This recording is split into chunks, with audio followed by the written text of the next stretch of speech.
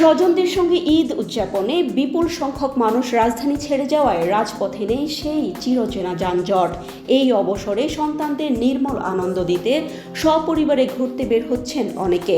রাজধানীর বিনোদন কেন্দ্রগুলোতে তাই নানা বয়সী মানুষের ভিড়। তাদের কেউ কেউ ঢাকার আশপাশ এমনকি দূরের জেলা থেকেও এসেছেন কোলাহলহীন রাজধানী ঘুরে বেড়াতে।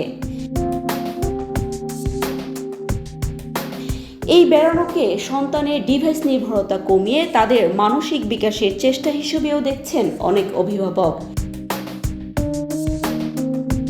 রাজধানীর বঙ্গবন্ধু নব থিয়েটার ও শ্যামলীর শিশু মেলা ঘুরে এসব দৃশ্য দেখা গেছে।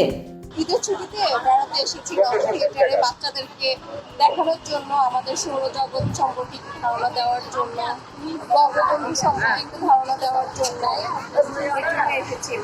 মোবাইলটা থেকে একটু দূরে রাখার জন্যই আসলে আসা। বাচ্চারা যাতে প্রাকৃতিক পরিবেশে সুন্দরভাবে থাকতে পারে, একটু খেলতে পারে, তার জন্যই আসা।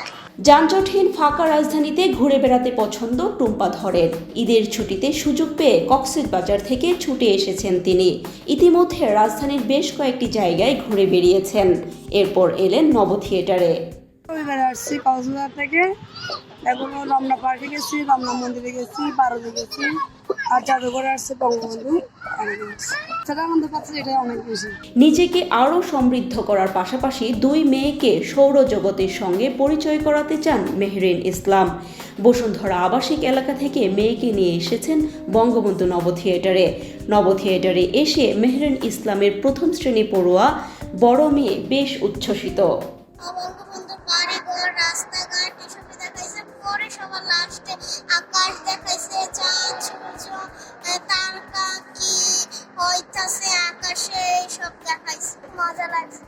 যানজটের ধকলের কথা ভেবে মিরপুরের বাসিন্দা মোহাম্মদ শাহরিয়ার খুব একটা বেড়াতে বের হন না।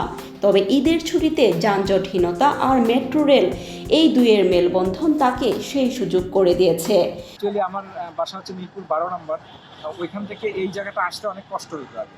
এই যে আপনার এই কম্পিউটার আইডিবি ভবন, তারপরে এই যে বঙ্গবন্ধু এই যে নব থিয়েটার, তারপরে যে সামরিক বিমান বাহিনী জাদুঘর, এটা একটা ব্যাকওয়ার্ড প্লেস ছিল।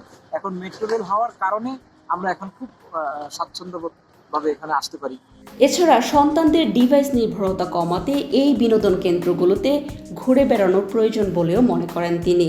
আমার বাচ্চাটা সবসময় টিভি দেখতে চায়, ফোনে কার্টুন দেখতে চায়, যার কারণে একটু আপনার বাইরের খোলামেলা পরিবেশে এই যে এখানে আসলাম, এসে একটু চেষ্টা করতেছি যাতে ওদের ভালো লাগে, যাতে ডিভাইস থেকে, ফোন থেকে একটু যাতে দূরে থাকে, তার চেষ্টা করতেছি।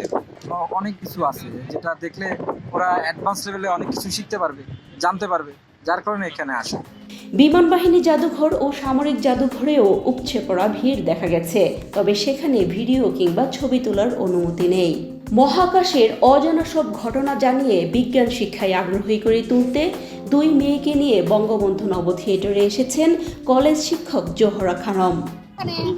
বিভিন্ন সায়েন্টিফিক জিনিস আছে, ওগুলো দেখে আসলে বৈজ্ঞানিক কি বিষয়গুলো আছে গাজীপুরের চন্দ্র থেকে নব থিয়েটারে এসেছেন মোহাম্মদ সেলিম আল মামুন, সঙ্গে তার প্রথম শ্রেণী পড়ুয়া রায়ান হোসেন সানি। এখানে আসার আগে আরও কয়েকটি বিনোদন কেন্দ্র ঘুরেছেন তারা।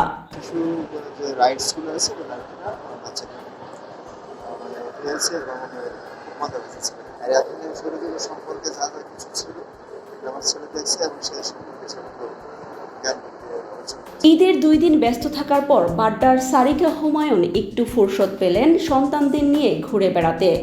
তাই দুই মেয়েকে নিয়ে এসেছেন শিশু মেলা নামে পরিচিত শ্যামলীর ডিএনসিসি ওয়ান্ডারল্যান্ডে।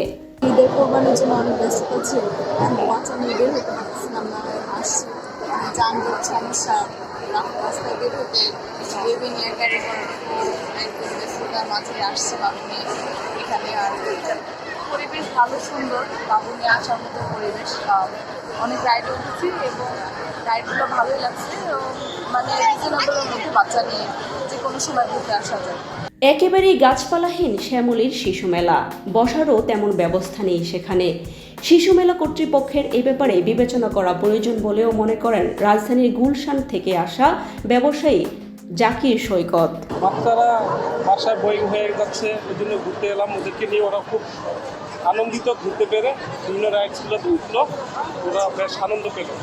বর্ষার স্পেসটা খুবই কম, আর প্রাকৃতিক ঘাস, গাছ, বিভিন্ন ফুল গাছ বা ঘাস, বড় বড় প্রচুর গাছ সাথে পরিচিত হলে নার্সারি জাতীয় ভালো লাগতো। এখানে সবুজের কোনো কিছু নেই, তেমন গাছ টাছ কোনো কিছু নাই, এই জন্য একটু ইয়ে লাগতো।